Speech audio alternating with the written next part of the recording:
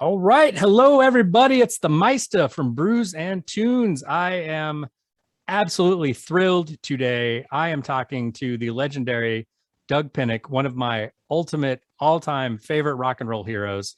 Cheers, dUg. Thank you so much for Cheers, chatting with me. cheers. Awesome. It's really good to see you. Really good to be chatting with you today. So I think first off, the big thing is, kind of, I mean, and I know it's coming soon, but like, what have you been up to recently? What's been going on with you? I've been busy as hell, man. Finished my solo record. It'll be out next month. We figured out a way to get our Grinder Blues record out. This a blues band that I'm a part of. There's three of us. It's like a ZZ Top type blues vibe. Nice. We tuned down lower and it's just boogie woogie. It's our second record and it came out today actually. Excellent. I did not know that. Yeah, it's called Grinder Blues El Dos, which means number two. Nice. And New King's X has been done for a while. We finally got it mastered and now the record company is trying to get the campaign going to figure out how we're going to put it out when the pandemic, all the stuff that's going on, all the uncertainty. So we're just kind of holding off, and because we want to do it right, we want to put this record out and go do a tour and just beef it up a little bit and have a good time.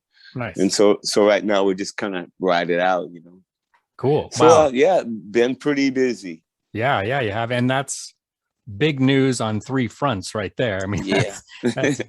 that's a lot to take in right now. That's amazing. Awesome. Yeah, Grinder Blues has 2 videos out on MTV right now from the new record, and we got one from the old album.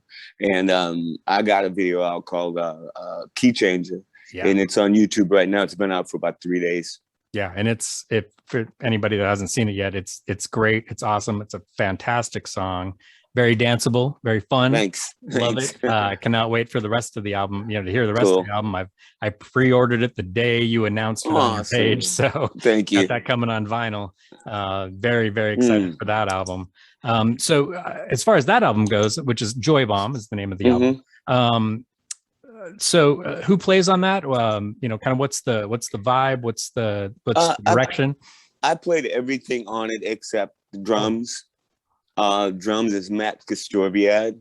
He's a great drummer, good friend of mine. He's an amazing drummer, and I've played with him a few times, become good friends with him, and I just love the way he plays. It's pretty solid. One of those type drummers. When he starts playing, you go, okay, I like this. You want to play with it. He makes you want to step up to the plate. I did 2 leads on the record, and I think there's 5 other leads. And one was Gray Tanner from Lizzie Borden, and Tommy Baldwin, and Phil X played a lead on it. He plays Bon Jovi now. And who else is on there? One other guitar player. Frank Falbo. Frank Falbo. Yeah, he's an amazing slide player. He played slide on it. So other than that, I played everything on rhythm guitars and all the vocals and stuff like that.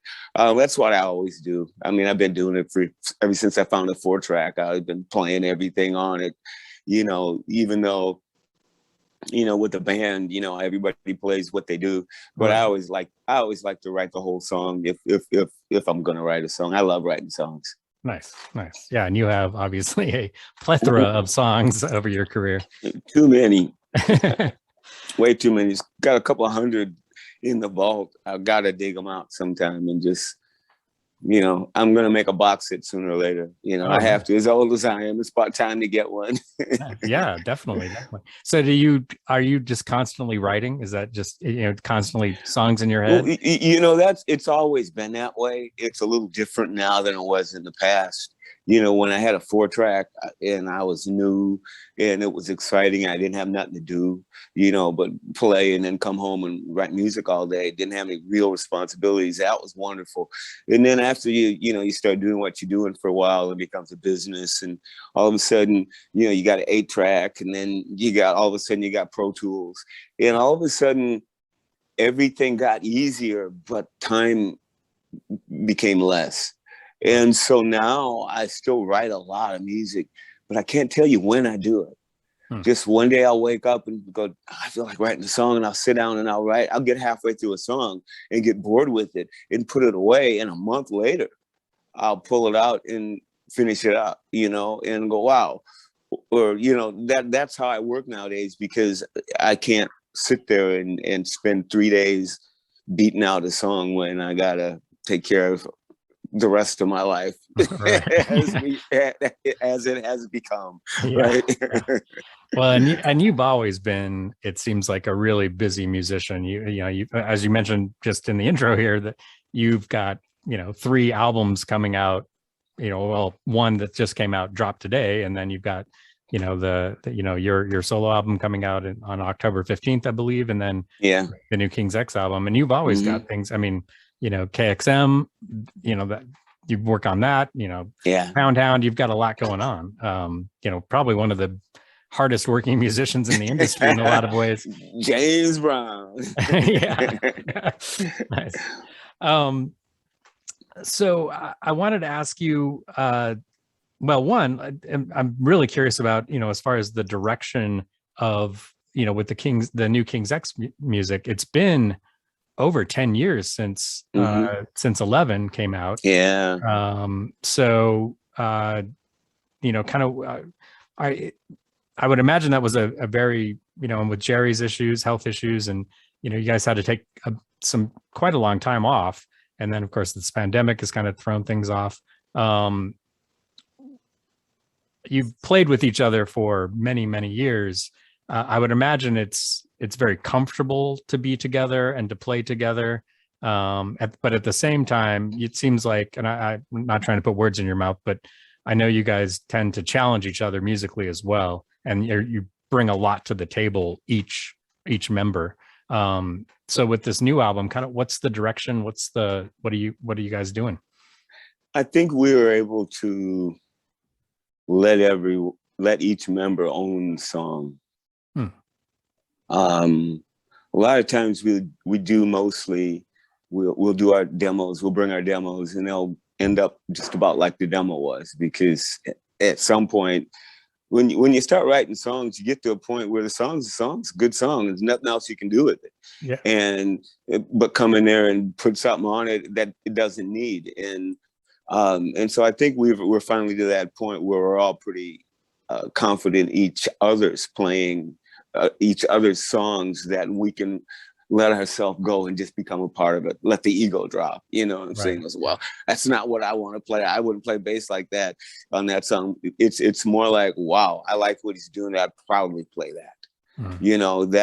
That's where it's come with us, I think. And I think personally, I feel that in the music that we've made this time, there's a definite difference.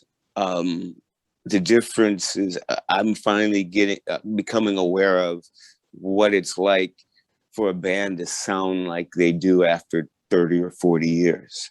There's a difference in the way a band plays that's been together that long and bands that don't. You can't explain it, and the only way you can experience it is see the band when they were 20 and then see them when they're 40. Right. The same exact band. Yeah. And then you'll totally understand. It's like trying to tell somebody how to do acid before they do it. Right. You just can't. There's some things only come with age, and so I'm starting to see, the good thing about being a musician and longevity is you do get better. If you're really passionate with your instrument or whatever you do, you can only get better. You can't get worse. Yeah. And I think that there's a general consensus that we get worse as we get older. And there's a media and there's a bias. The older you get, the less you can do. And rightfully so. There's a lot of my heroes that got old and didn't step up to the plate. Yeah. I didn't feel like they were pushing anymore, trying to create something. The business got them down. You know what I'm saying? The money that comes in you got to pay for the CPA and the lawyers and all the people that run your business. And you got to go out there and do what you do to keep people, it's a product after that. That's my point. Yeah. Yeah. So I just feel like a true artist wants to continue. I believe Beethoven, wrote till he died. Anybody would be that way if they're passionate about their music. So with that said, playing with Jerry and Ty for this long, I just, and after playing with so many other groups and so many other people in the past, I really understand how to make a magical band. Yeah. And it has nothing to do with you. it has to do with a good marriage. You get married to your spouse and you work and you stay together forever, and everything you do is successful, and you can feel it and people see it and it's there. Okay. And then you find someone that's not completely with you, and it's always that problem, and then the children become problems, just like your music isn't that good because you guys aren't on the same page in every way. And it's really, a lot of young bands get together and make this incredible music and sell a lot of records, and after they get to know each other, they hate each other. Yeah. And then it's over. And that's the point. If you want to stay together and continue to make great music, that's the people that you have to find to play with, or else you get all these bands with names, but none of the originals are in them. Right. Yeah. Which is always a strange. Oh, and I don't get it. I watch them and I go, and it's not, oh, never mind. I'm not going to get negative. No, yeah. But, because some people do come to the plate, and give it to you. So we won't go there. I feel like old grandpa complaining about shit. No, I totally understand that. And I would say, I totally agree with you. I think in terms of, we were just talking before we started the interview, I saw you in 1991, 92. And then I saw the last tour that came through my town, came through Utah. And yeah, that kind of evolution, and you can tell when a band is when they're brothers, when there's a love, and you guys are so tight together on stage. It seems effortless, although it's very complex. There's a lot of complexity happening musically. It's really incredible to see. And I know I'm turning into this gushing fanboy, but seriously, I think we were always like that. And that's the thing. It wasn't something that's why I'm saying, when you find the right people, if everyone's on the same page, then they create the same sort of thing, and I think that's what it was. We always went to those nuances, all three of us, for some reason. And we never talk about it, and we still don't.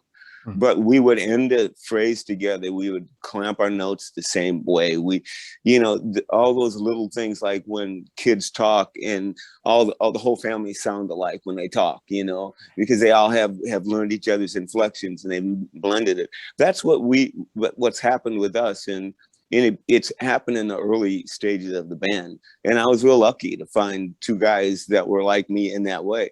So the music that we make is never going to be like anybody else, because we're all putting our, what I'm saying? The soup is a more organic soup.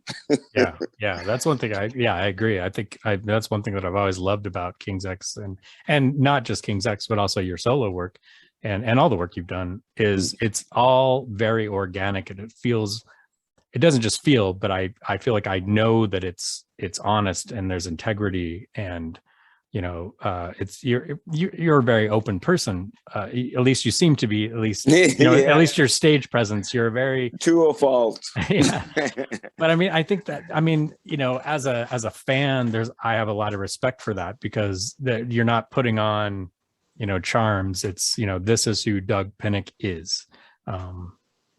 It's in terms of as a musician,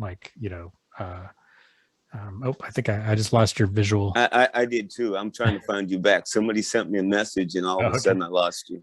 Here we are. Okay. All right. But yeah, I think that's one thing that I've always loved about your music, is there's this sense of honesty and integrity and openness, along with the musical prowess, with the skill.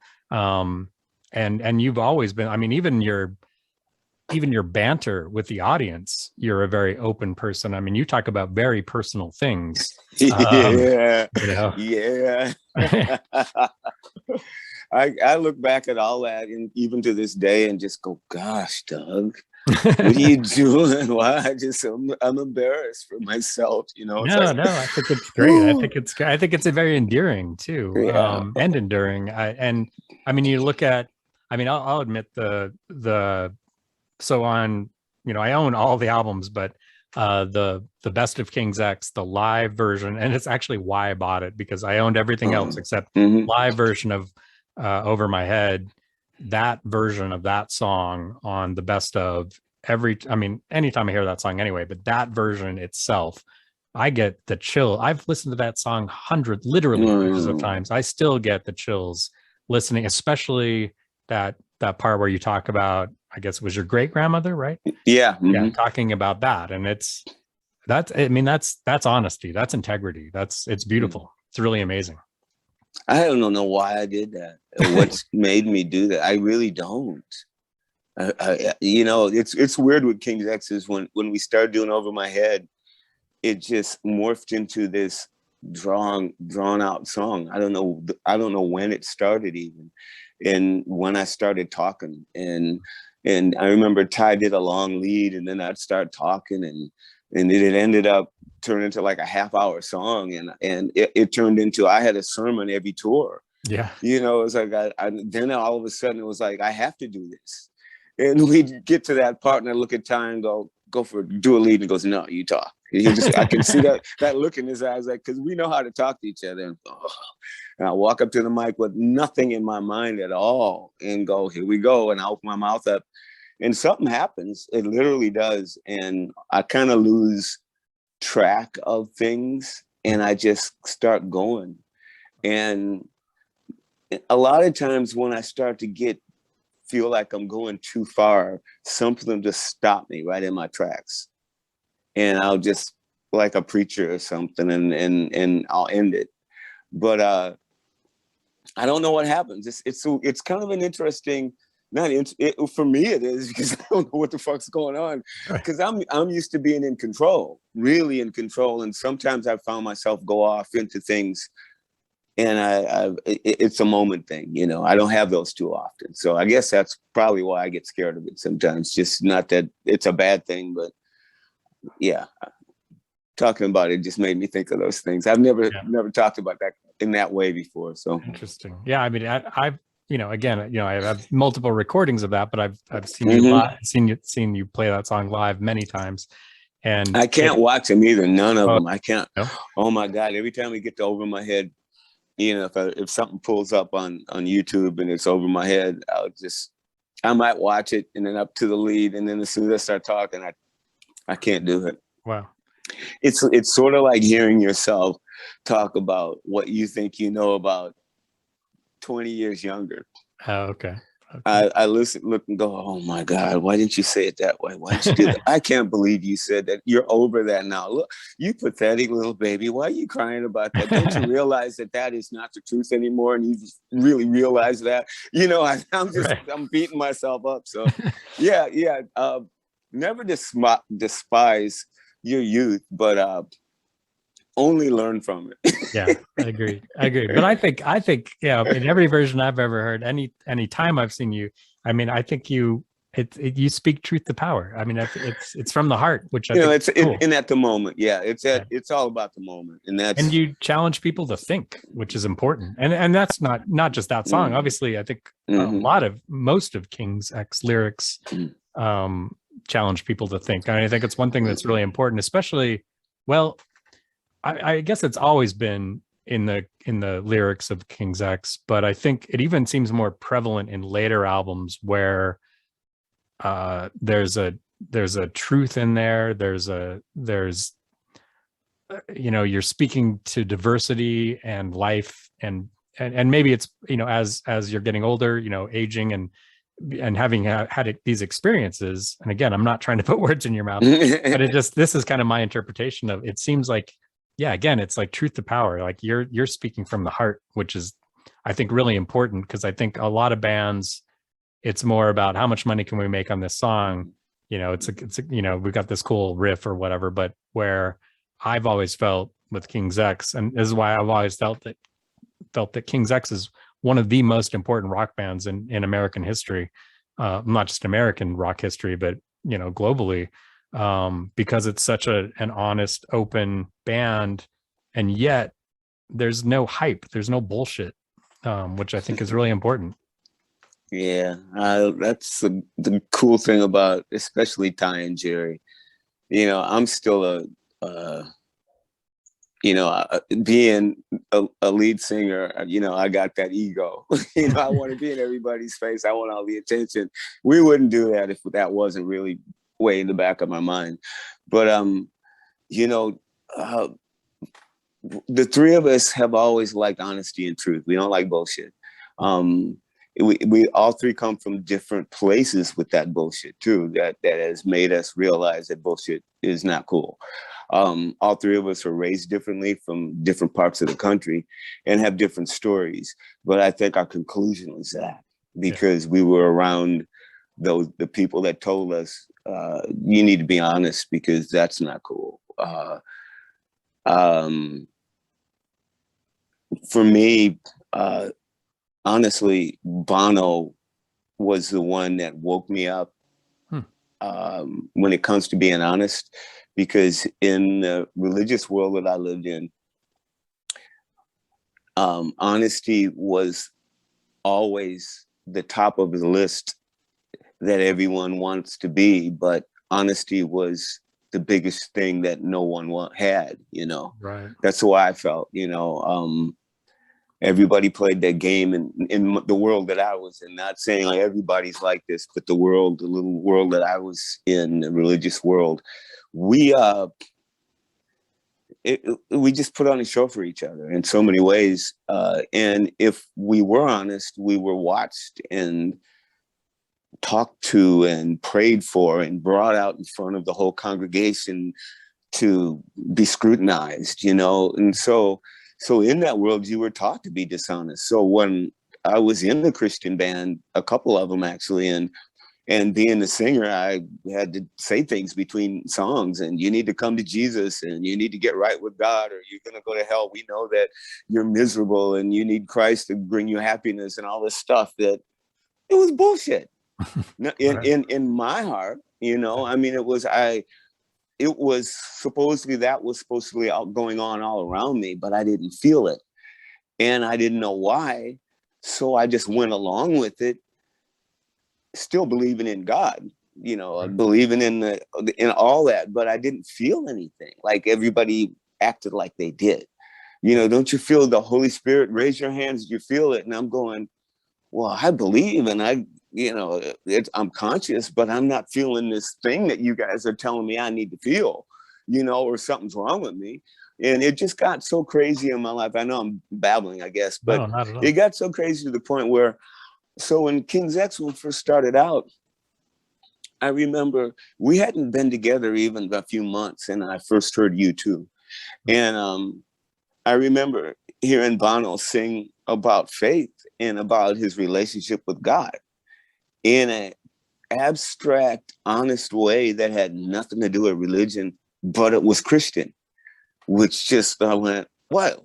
Ha, ha, ha, ha. Because, I'm always looking for new ways to create art. And as a Christian, knowing that Christian music was not going to be accepted in the real world, and Christian music was not going to be accepted in the Christian world either at 1980, at that point. And I believed in my heart that this is what I'm doing. This is what I'm supposed to do. And I believed that God was going to allow me to do it in the world, and not in this Christian mold, but in the world.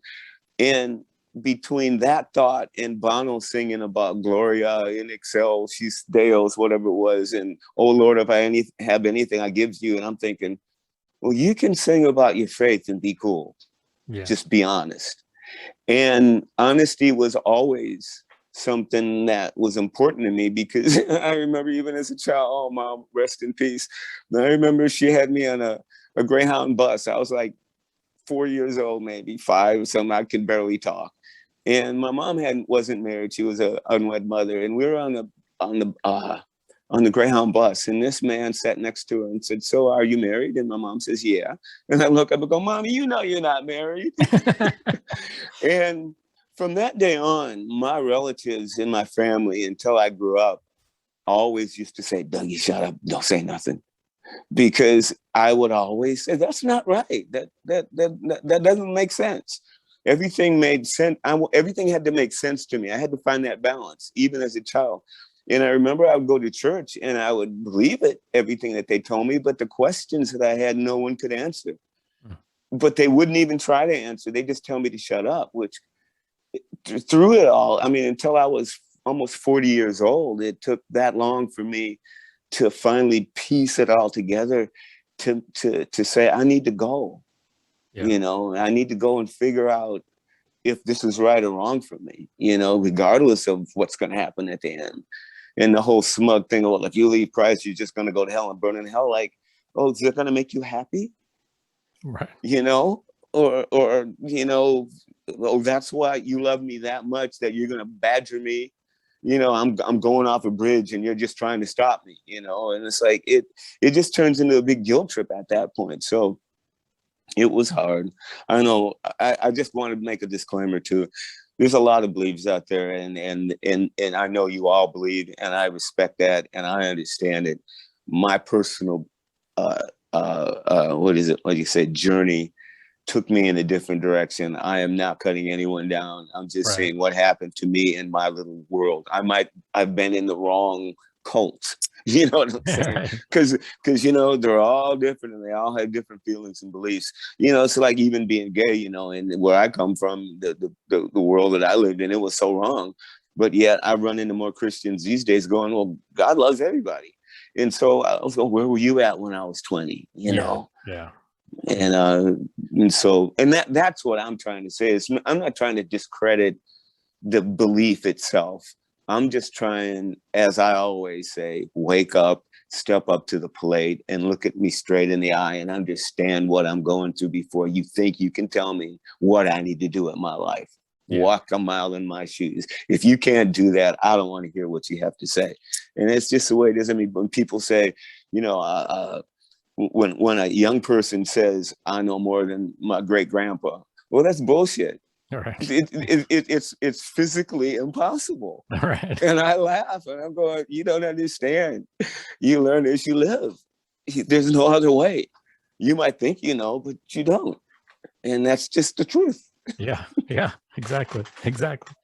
Yeah, I love it. I think that's great. I mean, and I remember, God, it was probably 20 years ago when you did that interview, when you not only came out, but you also discussed your, and there was a lot of blowback, I think there was some blowback from some fans, unfortunately, that were a little bit closed-minded. And, but I thought, you know, I thought that was very heroic and important, especially at that time. I mean, now I think, you know, now it's much more acceptable nowadays. Yeah. I mean, you know, we talk a lot about diversity nowadays, but and there's still problems, obviously. But I think you know, 20 years ago, that was pretty brave. That was not an easy task, I'm sure. But it was you know, it was sort of like, I don't do anything unless, I hate to say it this way, is I'm a lazy person, and if I got to work at it and I ain't getting nothing out of it, I ain't gonna do it. and I think the reason I make music is because I was obsessed with it. So I sat down and I practiced, and there was this drive, but that's the only thing I have a drive in. So when it comes to, where am I going with this? I'm getting Alzheimer's, I think. No. What was the question again? Sorry about that. Well, I was just asking about, you know, when you know, I think it was about 20 years ago or 15 or so when you both came out and kind of talked about your religious views. So at that point in my life, I just said I was just tired of fighting within myself and dealing with my own questions. And so one day I just opened my mouth up and said it. I didn't give it any thought, really. I didn't say, oh, I'm going to tell him now, and I'm going to make this, I'm going to have my coming out party and all that kind of stuff. You know, it's like, for me, it's like, I want to go as undercover gay as I can.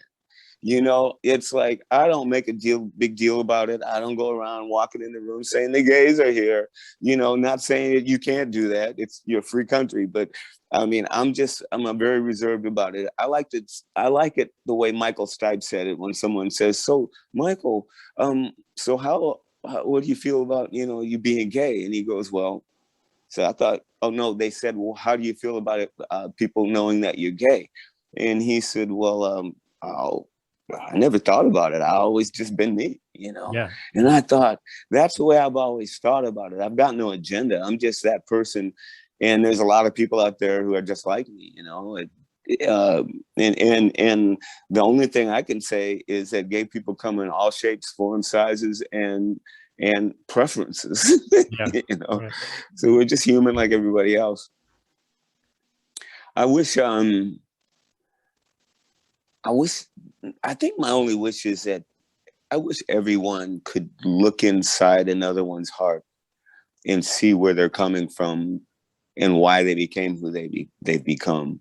And then at least we could judge them out of truth and our way of thinking, rather than not understanding someone and reacting to it because you don't understand it. Does that make any sense? Yeah, I think that's brilliant. I love that. I mean, yeah, I think it's really important, I think, for people to be authentic.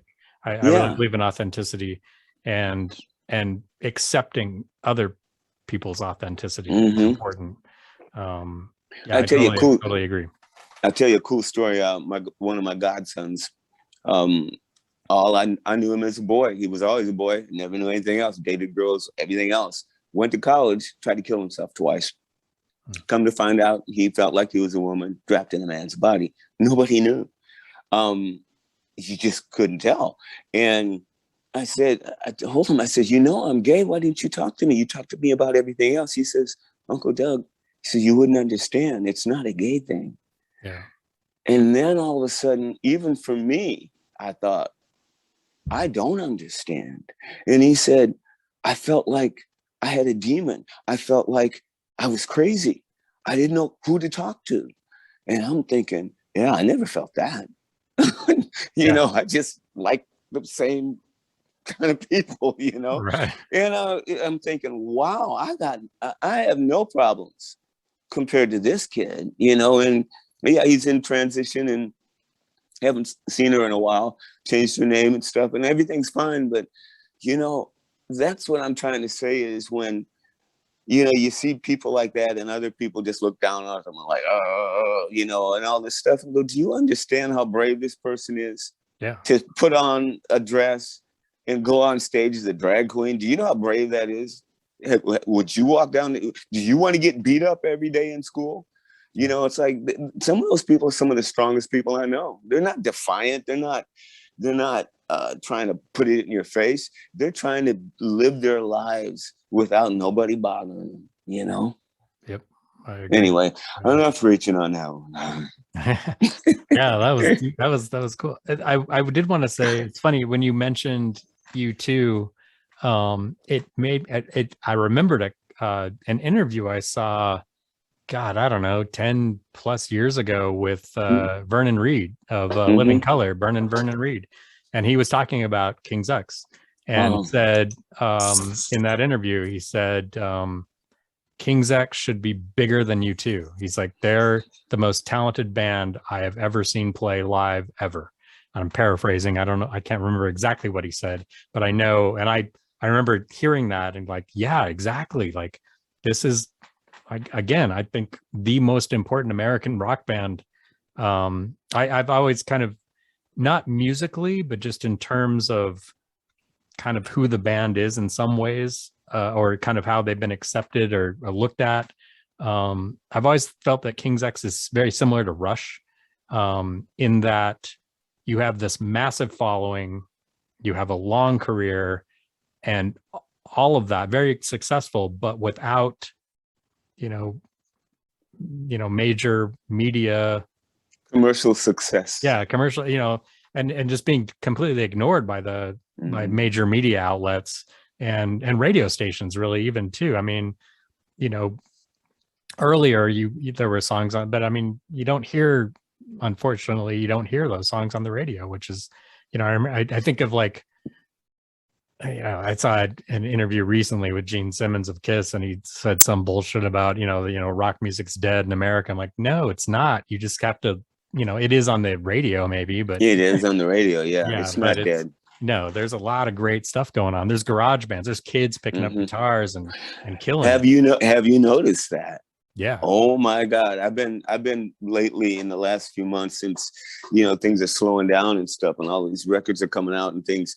I've just kind of been surfing things and I'm seeing these 20 somethings doing they got that 70s thing. I'm going, God, they look like Led Zeppelin. And, and I'm not talking about the one Led Zeppelin band that everybody talks about, but I mean, there's a whole slew of youngins that look like they came out of the 70s. Yeah. And they're dressed like it. They look like rock stars. I mean, right before the pandemic, I remember going to the Whiskey and I saw a couple guys come in and they couldn't have been more than 21 years old, but they looked like they were ready to walk on stage as cool looking rock stars. They had the look, the hair, everything. I'm going, well, you can tell that.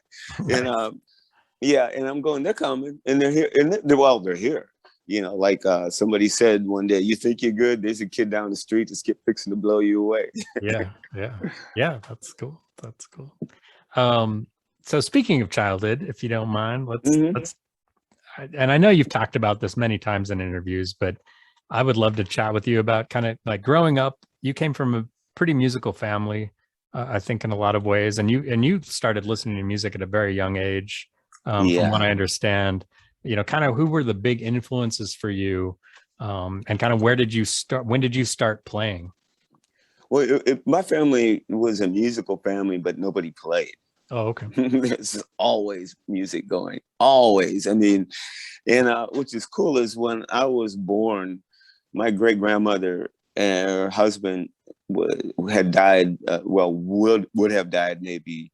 Let me backtrack. Put it this way: my great grandfather had this house, and he bought 3 houses and he took horses and mules and pulled them together and built them into one house because he had 10 kids. Wow. Okay, so you can imagine kind of the geometry of the house. Yeah. And so when I was born at that time, Pa had died after I was about 1.5 years old. And so my grandma was there alone with her oldest granddaughter, which was my mother and me. And then her daughter with 4 kids whose husband had died, and her son with 4 kids and his wife. Wow. And we all lived in the same house, but we had different partitions, literally. Yeah, everybody had like four rooms apiece. And everybody put their own kitchens. And I mean, they had figured it out how to make it all work. In the beginning, it was just one house with one big family.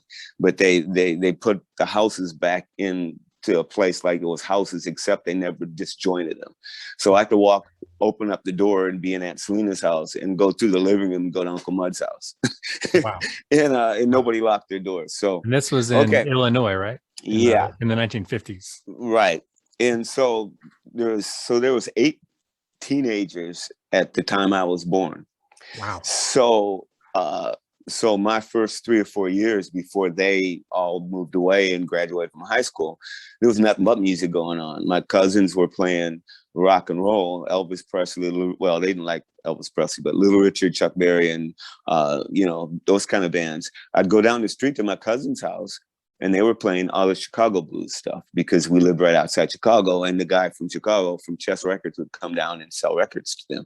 So we got to hear the latest Muddy Waters, B.B. King, whatever, on the front porch, at the Dillard's house, which is my cousin's. And they had a bunch of kids. They had 4 daughters and a whole bunch of kids, and some of their kids married my cousins. So we were all just a whole bunch of us. I have 14 cousins who are my age, not counting the ones older and younger. Just my age. Wow. And there's a lot of us. And so there was always music going on. I'd go to my uncle's house, Uncle Johnny and Aunt Sadie, and they played nothing but jazz. Are you there? Can you see me? I just lost your picture. Hang on. It says hold and recept decline. Are you there? Hello? Yep, there you are. Okay, all right. I did it right this time. Somebody was calling me. So I would go over their house, and they had 4 kids also. And they were always playing Kenny Burrell and Jimmy Smith and stuff like that. So Diane Washington jazz and stuff. Then growing up a little bit more. Oh, my great grandmother, who basically I lived with, who raised me, she listened to gospel music exclusively. Everything else was sin. It was wrong. She wouldn't even allow you to play it in the house. It was rock and roll. Everything was bad. So I heard Mahalia Jackson, Staple Singers a lot. Oh, okay. So with all that, before I was 14, there was a lot going on. And also in grade school, for some reason, like my mom says, I was singing before I could talk. And I don't know if that's the truth or not, but all I know is I've always been singing in front of people, and I've always noticed them either crying or having some kind of reaction all my life. I've never not seen it. So it's not like, oh my God, look at me, I'm so great. It's sort of like looking in the mirror going, I don't get it, but okay. And I remember in school, for some reason, my music teacher found out I could sing or something, I guess, because all of a sudden I'm in choir. And she would sit me in every section every other time we go to class to make sure the soprano sang their part, or the baritone sang their part, because I knew my pitch. I always had a really, really good pitch. And they'd always bring me over to the piano and just make me sing things. Blue Moon, I Had You Standing Alone, Frank Sinatra stuff. Then they go, Dougie, we're having a contest. Do you want to be in the contest? I go, sure. And I'd be in these little contests and sing these songs and get these blue ribbons, and I always won them. And I would come, and let me tell you too, is I'm the only Black kid in my school. Oh, wow. Yeah, all my cousins, they came to visit, but they all went back. I'm sorry, the last cousin that left grade school was my cousin Sandra. She was 13, so I was in first grade when she was in 8th grade. Oh, okay. And after she left, there were no more Black kids in that school, because all the relatives are moving away, or they're just older, or they're going to college or high school even. And so that's why I say I was the only Black kid in my school, which was basically true. Except for seventh grade, and a Black girl came, and everybody expected us to date. And oh God, that was just so awkward, so awkward. And she hated me. Oh my God, she hated me too. But anyway, so yeah, that was by the time I turned 14. Then I moved in with my mother in another town called Joliet, and that's when she let me kind of do whatever I wanted to, because my grandmother was Christian. She wouldn't let me go to dances. I couldn't listen to anything in her presence. I mean, I'd sneak away and listen to rock and roll, but I couldn't do anything. She didn't want me to do anything. She wouldn't let me go anywhere. My mom was different. She said, go have fun, be a teenager. And she got me a radio, and I turned that radio on, and there it is, WVON Chicago. That they played every Black pop song that there was, Stevie Wonder, Aretha Franklin, Four Tops, everybody, all day long. And I would wake up at 6 and turn that station on and listen to it till 5 o'clock when it went off the air. The Nassau Daddy in Chicago. And I listened to those singers and sang along and mimicked them. And then after a while, I could buy the records, and I would buy the 45s and just put them on and try to do every inflection that they were doing, every little nuance. Mavis Staples, I think she started that for me as a child. The way she sang had so much emotion in it. I didn't know how to describe it. All I knew was she made me feel. Yeah. And she made me feel it to the point where she made me do it. You know what I'm saying? Right. Yeah. And I still think Mavis, even to this day when I sing, in many ways. But yeah, in high school, same way. I was in choir in high school, in the Madrigals, which is the highest singing group. They pick the top singers and blah blah blah. And so I've always been in some kind of musical something. And but again, nobody else in the family played anything. and none of them ever really came to see me play or ever encouraged me, or kind of even, I mean, they know what I do now and they're all proud of me and they've seen the videos and stuff, but still, it's not like I'm Dougie to them. That's always the way it is. And they're proud of me now. And I love that. But on my dad's side, make a long story a little shorter. My dad's side, every one of them probably can do whatever I can do. Oh, okay. When I met them and when I'm around them, I just go, "Are you kidding me?" It's like they open their mouth up and it's like, "Huh?" And they just, I mean, whatever they do, it's like, come on, because we all can draw, we all can sing, we all can do that stuff. Now, my dad's kids, 6 kids, none of them ever did anything musically either, but they all can. But my dad's sister was perfect pitched, and she's been playing piano since she was 3. Aunt Rosie, she died not too long ago. She was perfect pitch. She just got on the piano and just a miracle. Her mother, which is my grandmother, said she prayed that God would give her a special baby that could make music. And she said Aunt Rosie just got on the piano as a little baby and just, it all made sense to her. Wow. She was always that way. So I know that it's hereditary on both sides of my family in some ways. And that's a good thing. I mean, I'm a product of, you know, you know, what's really cool. I think everyone should do it. Everyone should go down the genealogy and find out all the things about both sides of their family, you know, help you understand who you are. Right. It really will, because I only knew my mom for so long. And so I'm a Pinnick, and some of my traits aren't Pinnick. And I used to wonder, you know, what's going on. And then I met my dad's side, who are Bateses, and I'm going, oh, I'm just like that, you know, and all of a sudden it started making sense, you know, and you learn. But on the other hand, too, I guess you don't have to if you've grown up with your mom and dad. So what can I say? Well, no, and I think that's important. And you know, there's always those, you know, especially when you go back even a generation or two, there, people that you don't know about, people you didn't know. That you find out like, oh wow, this uncle or this aunt, or you know, like you mentioned your aunt having this musical talent. Yeah, there are people that you didn't realize have these, you know, very similar traits.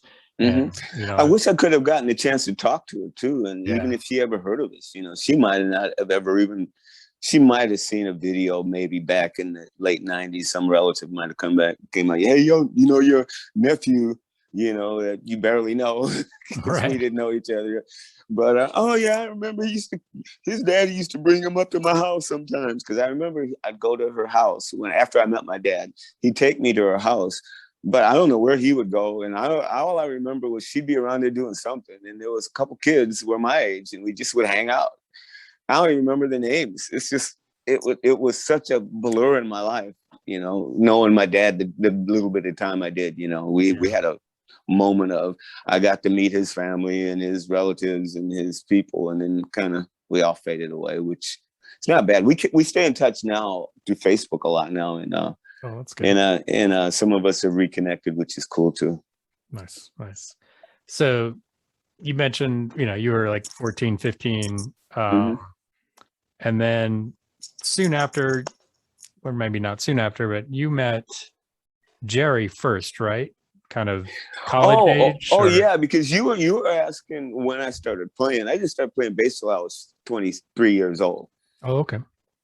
You know, I have been obsessed with bass is from the time I was about 7.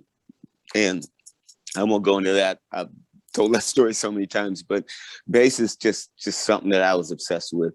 And so I finally got to start playing it when I was 23 years old. And I started a band. And I had already been singing in bands anyway by the time I was 18. And so I started a band, and we played, and started another band with another friend of mine, and you know, doing that and being a Christian. They are all Christian bands in my 20s, because I was a Jesus freak. I was born again when I was about 21, I guess, or something like that. And then at that time, around when I was like almost 29, almost 30 years old, the band I was in, I knew was never going to go anywhere. They all got married and were having kids, and they didn't want to practice. And we were a Christian band, and nobody wanted to sign us anyway. So I just thought, you know, I got to get out of here, and I got to move on. You know, because I wasn't married, and being a closet gay, I'm not going to sit around and go to work every day and practice once a month, you know? Right. So the door opened for me. Actually, a band called Petra called me up and asked me if I wanted to be their bass player, which were one of the biggest Christian bands at the time. And I said, yeah, hell yeah. And not like that, but so I joined the band, and we never rehearsed. In fact, we never even got together, but they moved me to Springfield, Missouri. And when I got there, they broke up. Oh, wow. Yeah. And so, and Jerry Gaskell was going to be the drummer because there was only 3 other members of the band, I guess, or something like, I can't remember now. And Jerry was going to be their drummer. So they needed a bass player and a drummer. So I met Jerry there. And we moved on to 2 of us to play with Phil Kagi, who was another Christian artist at the time, with the singer from Petra. And we did that for about a year or so. And then Phil just let us go.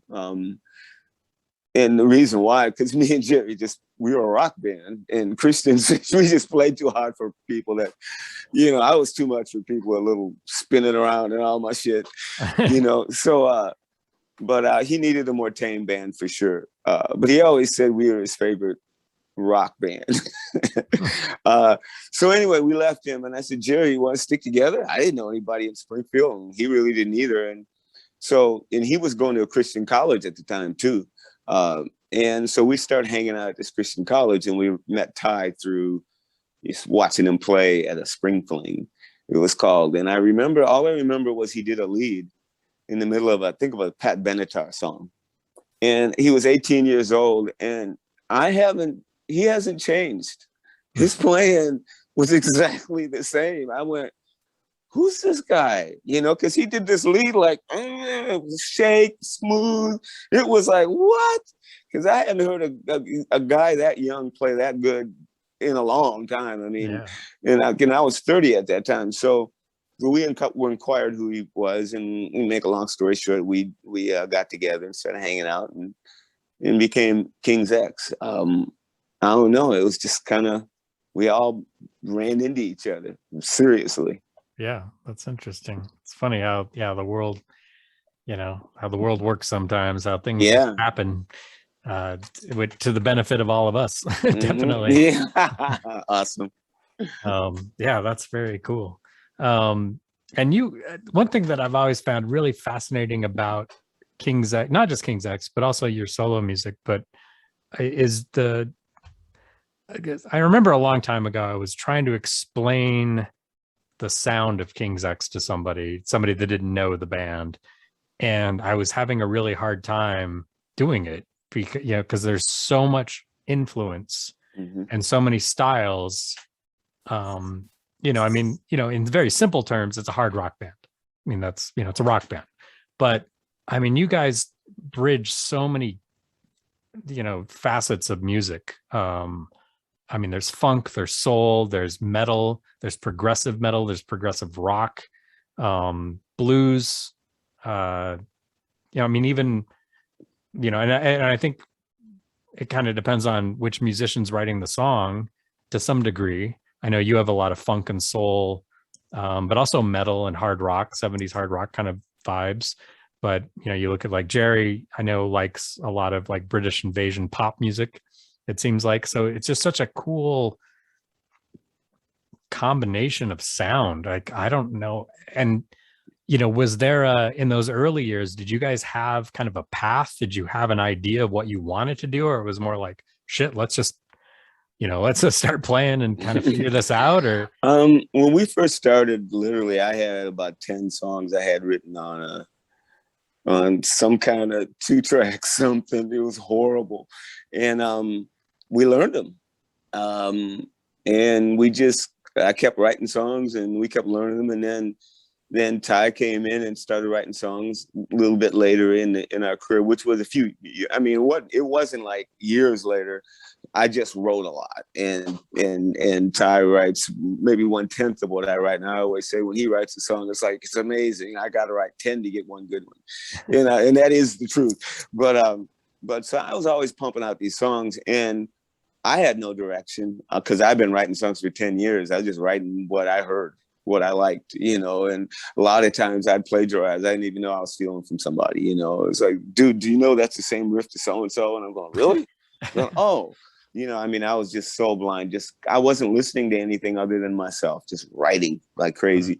So we wrote some gritty, crappy songs, and we had some good stuff. And the thing was, New Wave had just started. We were in Springfield, Missouri, which metal was not I didn't even know it existed. I literally didn't.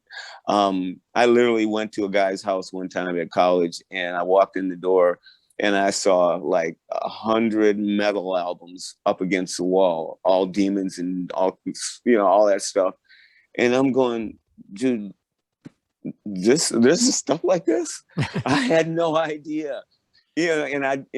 All I knew was Iron Maiden, and Judas Priest. That was it. And they were no-nos in Springfield. All we listened to was Elvis Costello and the Pretenders and Gary Myrick and things like that, which was great stuff. Yeah. And so we wrote like that. And U2 was a big deal for me too. So I was totally into the whole new wave thing, Big Country, and geez, you can down the list on those, the list on those guys. It's like, I listen to all of them, Simple Minds. And so I wrote like that. And I remember we moved to Texas, and there was a whole lot going on in our lives in Texas too. We were working with someone else, being their band for a second. But in that time, the Cult came out with the Love album, She Sells Sanctuary. Yeah, great album. Now, when that song came out, Ty texted me and he says, dude, turn on MTV right now. And I think it was MTV. And he said, they're doing what we're trying to do. Because what we were really going for, without really saying it, was AC/DC, U2. Put them to do two together. And we were writing songs that had that vibe, but nothing as cool as She Sells Sanctuary. And when we saw them go, oh, and I went and bought that record, and I went, oh man. And that kind of gave us a push out of to be heavy again, or for me anyway, because it wasn't cool to be heavy. But listening to all those bands, the Cult, the Cure, well, not the Cure, well, I love the Cure though, but the Cult, let me think, there's other bands, Balaam and the Angels, oh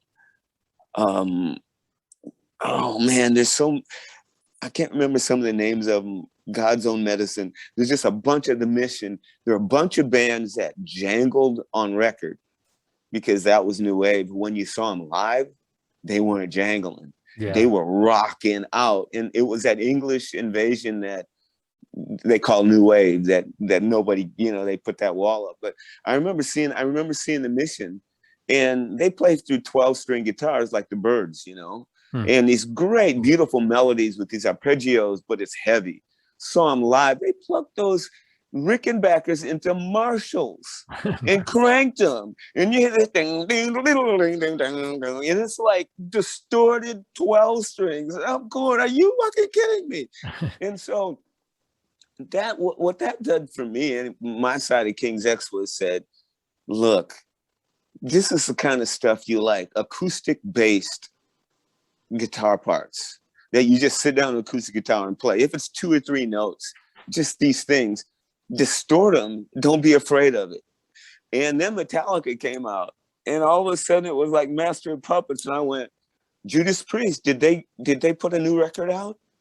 That's what I thought, because I'm riding in the car with a friend of mine, and Welcome to the Battery came on the radio, mind you, KLOL on the radio, and we were going to a club to see somebody.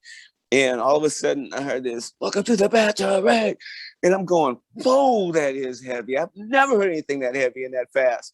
And then I thought, this has got to be a new Judas Priest record. I got to get this. And then I found out it was Metallica, and became a huge fan of Metallica. And we're friends now. But back then it was like, I had to put that in my music, power of love. I mean, yeah.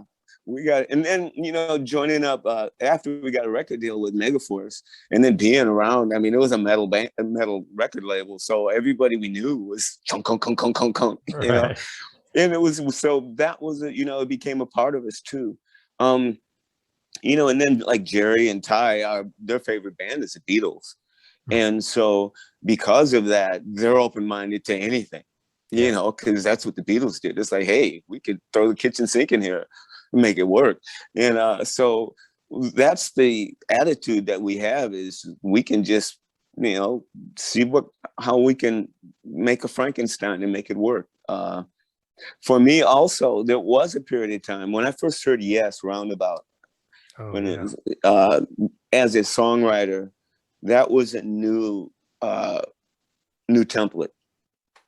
I had never heard verse, chorus, bridge, a serious bridge.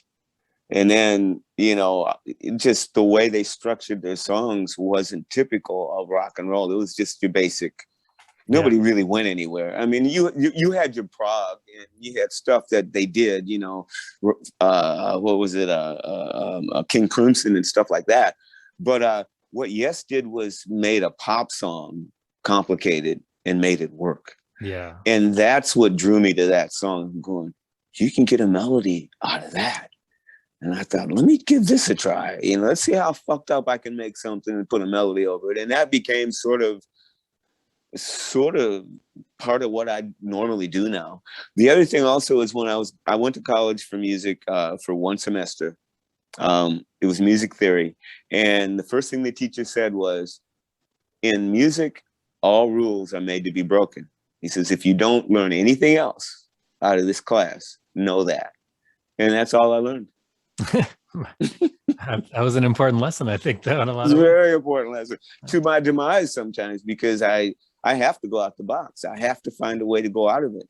Or if I write a song that I go, I'm going to do this as basic and just ground zero, and see if I can make it work. And I even sit back and go, wow, it's like, I made a kind of nice song out of a couple chords. Ooh, okay, I can do this too, I think. It's like, because everybody's got their expertise on how they write, And I want to be able to write a great 2-chord song and write a great, 100 key change song, On the new King's X album, there is my latest magnum opus. It's probably got about 7 parts, I think. Oh, and wow. It's got a couple key changes, and we did it as an instrumental, and we were going to put it on the record as an instrumental. And Michael Ponden, our producer, said, "Doug, come up with a melody. Let's put something on it." And we had already married, saying this is going to be an instrumental King's X. We're going to come on stage because it's like a Meshuggah meets Far Far Away type vibe. It's a little bit heavy, but anyway, I ain't gonna talk about a whole lot of it because I'm gonna ruin it, because now you got your mind made up and it's like it's not gonna be as good as you thought it's in your head. But so I did a lead vocal on it, and it took me a while to get it. And then Michael says, "Dude, we gotta do some harmonies. Get in there and just aim it. Just go for it." And I'm going, okay. And so I went in there and did a bunch of harmonies, did a template. Then we sent it to Ty. Now the record is done. He was literally getting ready to go master this song. Everybody's at home. We're done. We're married to it. And he sent the tape to Ty and said, "Ty, put harmonies on this." And then he said, send it to Jerry. He said, "Jerry, put something on here." And they made a template up and they put it together, and we got it back. And it's like, I'm going, dang, it's got melody and it's got harmonies. It's fucked up, and I love it. I hope we can do it live. Because the new album is basically, like you were saying, everybody has a different thing that they're into. But on this record, everybody sang their own songs, and everybody sang on everybody's songs. Cool. So the thing was, we knew that people want to hear harmonies. They want to hear King's X. We haven't been giving them a lot of harmonies lately. We haven't been doing that big old thing we did in the back in the day, and that's the thing that people love about us. So let's take some time and work on that, and we did. And other things too is, like we said, let's make every song different. I mean, sonically and everything. Make the song make the sound fit the song.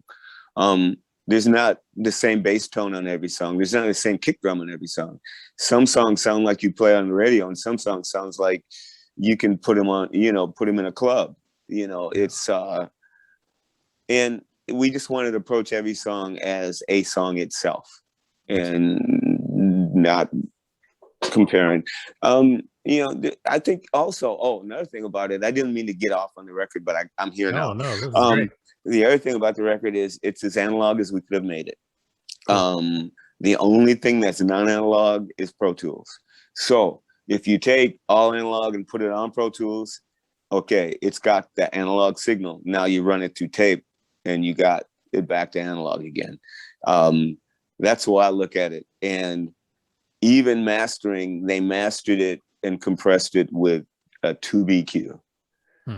This record is so organic sounding that a lot of people might not like it until they got used to it. It's made for records. It's made for a record player. It's made, Awesome. we tried to make it sound like the 70s, the way they did it, just all saturation of tape and that clarity and things that are louder than the other, but they don't fuck up the mix and things like that. You know, it's like, I'm sitting there going, man, this bass is louder. It's like it's huge. I'm going, but why can't I hear everything else crystal clear?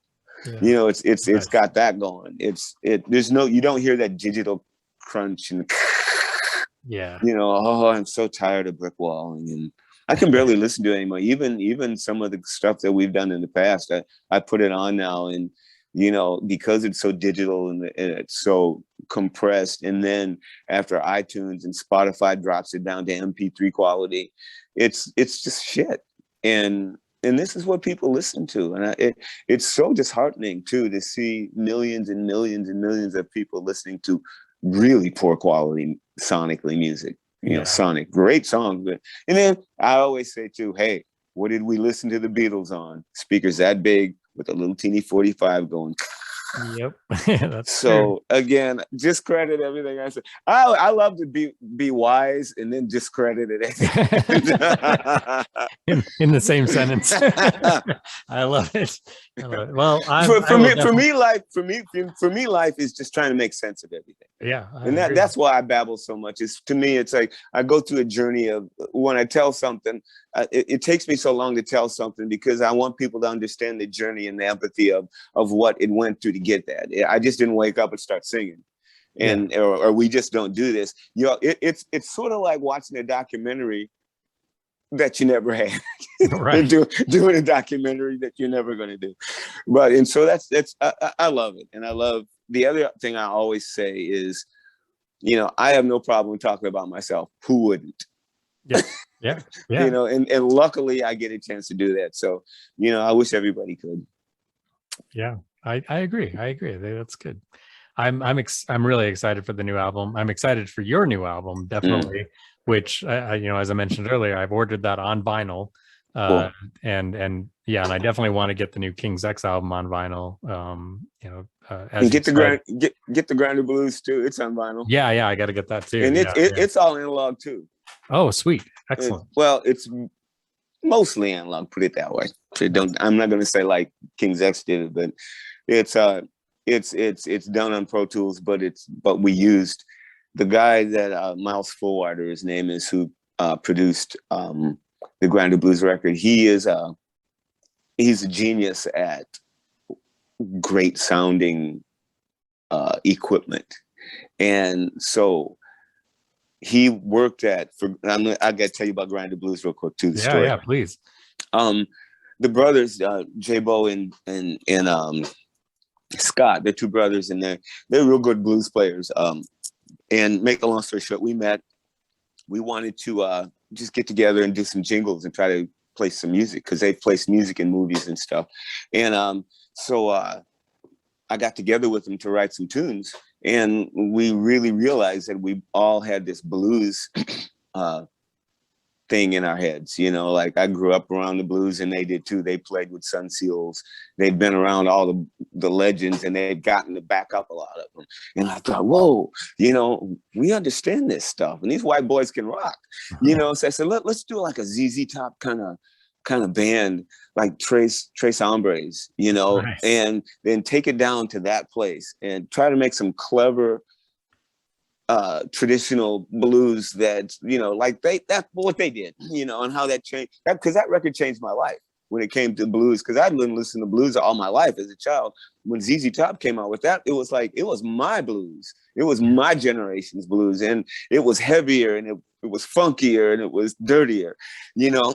And so and more distorted. And so Yeah. I was really excited about that. But anyway, so we said, let's try that. And so our first record, we did that with, and you'll hear it one day, hopefully. But the second record we did, Miles, the same guy that produced the first one, he was teaching at a blues college in Cleveland, Mississippi, literally a blues college. And he had state-of-the-art equipment there. I mean, state-of-the-art equipment. And he says, let's do the second record down here for free at the college in front of a class.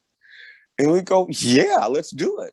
So I drove down, at that time I lived in Texas, drove down to Cleveland, Mississippi, across the river and down this little town that was really small. Down the road was the Dockery, the old plantation where all the blues players played. Every one of them came from. Crossroads was 5 or 6 miles down the road, the opposite direction. Come to find out, my dad's whole family came from there.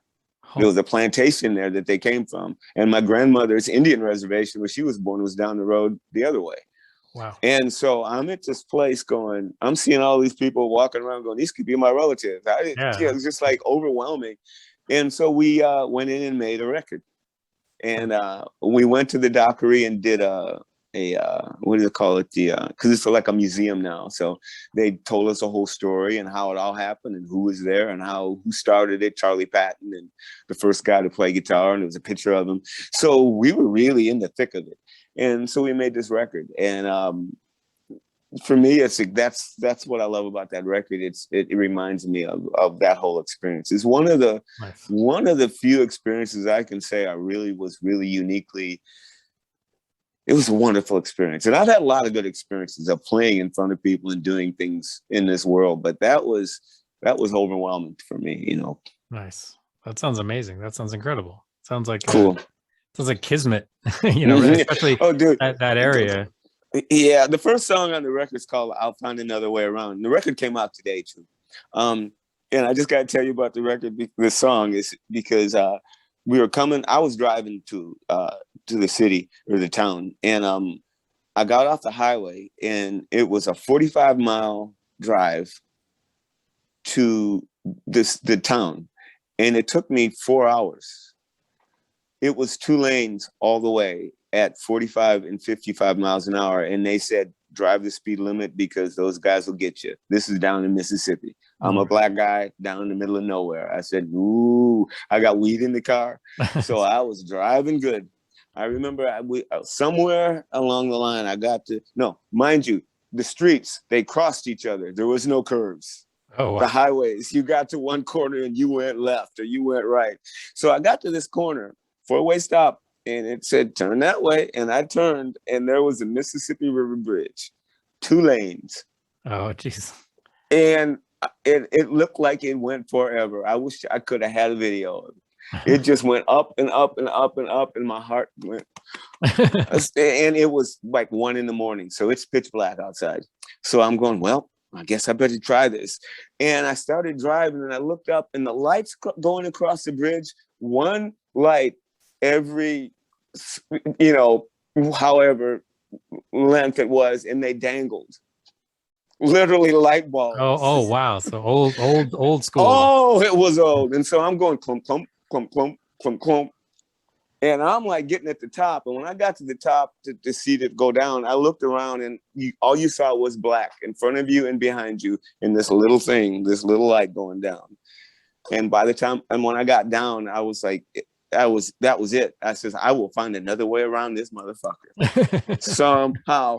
And so the first song on the record is "I'll Find Another Way Around." Nice. It's the song's about that situation. I love that. That is great. That is awesome. Yeah, I'll definitely check that out. That sounds fantastic.